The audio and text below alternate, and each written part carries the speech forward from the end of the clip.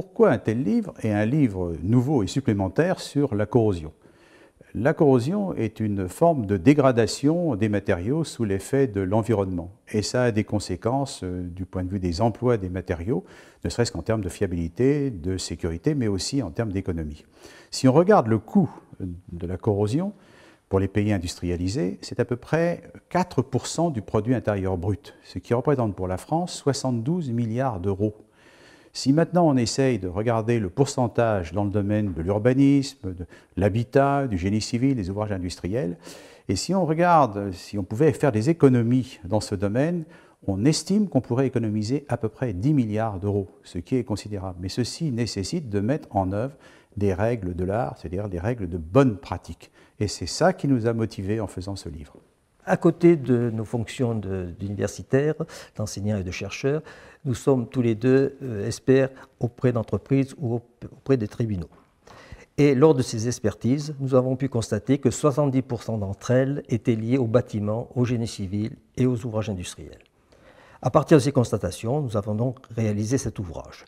Alors, cet ouvrage comporte tout d'abord une introduction, une généralité sur la corrosion, puis va traiter ce qui touche les enveloppes, c'est-à-dire la corrosion de l'extérieur, les circuits qui véhiculent de l'eau ou des gaz, et le béton armé.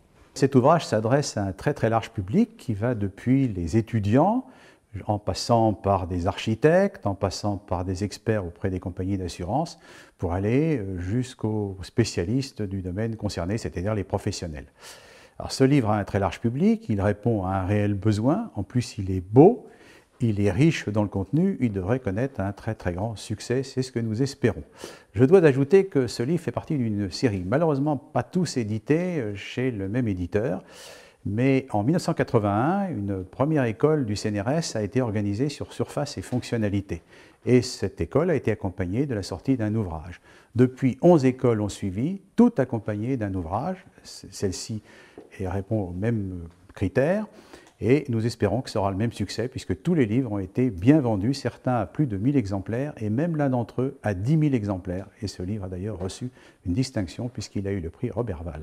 Généralement, les ouvrages scientifiques sont en noir et blanc, pour la plupart d'entre eux, mais nous avons souhaité avoir la couleur pour celui-ci, dans la mesure où c'est un apport considérable, point de vue pédagogique, entre autres, et pour bien comprendre les mécanismes de la corrosion.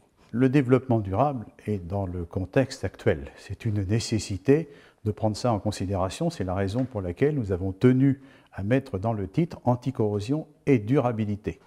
Alors, sans dévoiler la totalité du contenu de ce livre, je peux simplement indiquer qu'en termes de durabilité, nous avons aidé la décision au choix à travers des critères de choix, notamment les éco-bilans, l'analyse des cycles de vie, le recyclage, l'effet sur l'environnement, etc. Donc, ce qui s'inscrit très très bien dans ce contexte de développement durable. Et puis, quand on fait de l'anticorrosion, c'est aussi une façon de contribuer à la durabilité, donc au développement durable.